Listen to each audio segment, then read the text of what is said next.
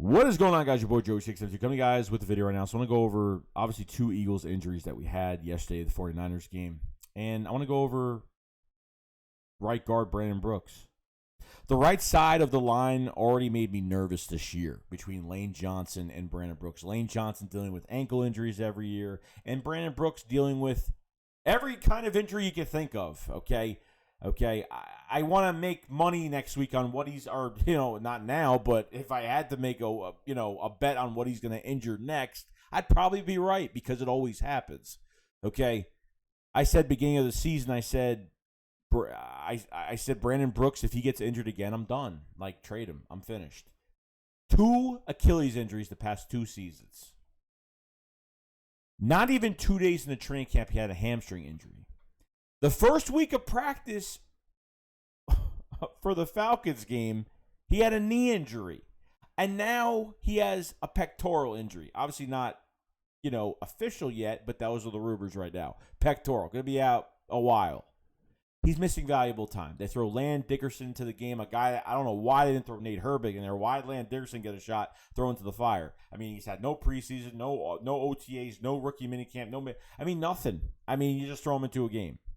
So, unfortunately, this is, and he struggled, you know what I mean? So, and Brandon Brooks did struggle last game. He didn't play at 100% last week against the Falcons. He was probably the worst offensive lineman that played against the Falcons last week. He was missing some blocks. He didn't stay on blocks last week a few times.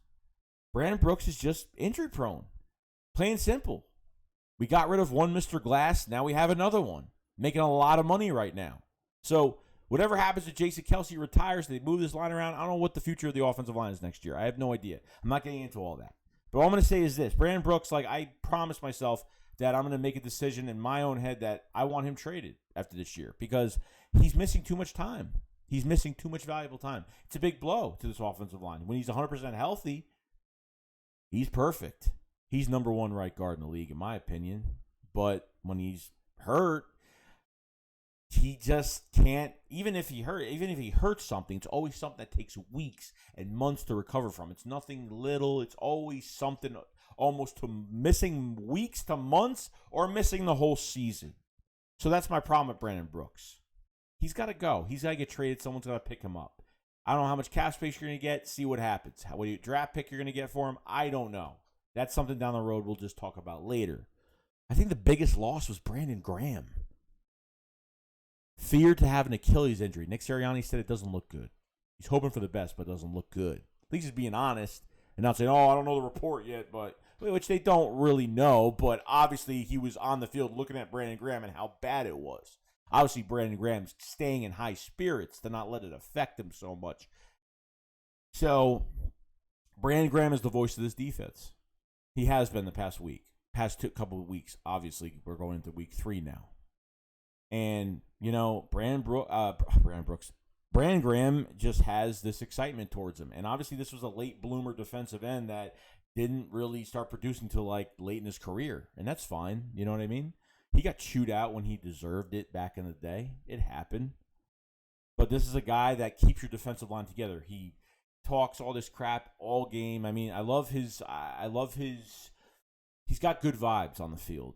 It makes you feel like, you're to play with him, you're going into battle with him. He brings an excitement to this defensive line. You know what I mean? And it rubs off of everybody. It does it. It rubs onto everybody else. And he uplifts that defensive line, I think, in many ways.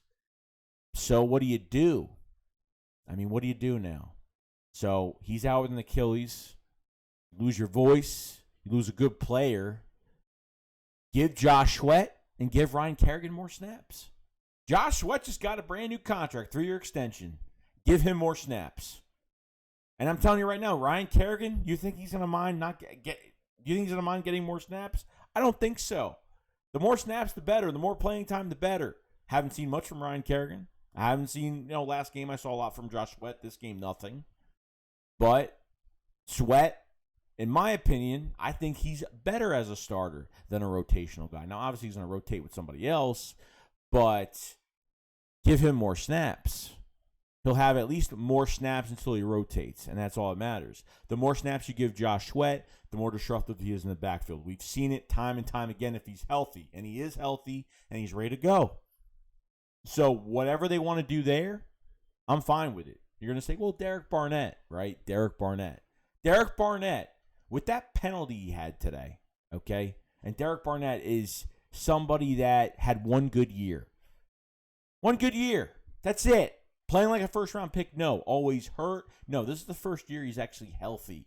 But he's a reactor on the field. You know why we call him the reactor? Because he doesn't think before he does something. Today, the plays away from him, he literally pushes a 49er in the back right in front of the ref, gets a flag. He does this all the time.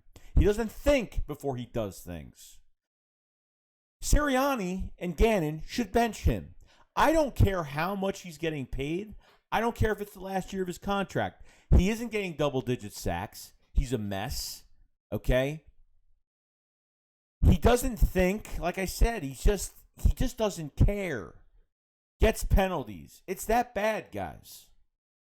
Barnett is just a waste.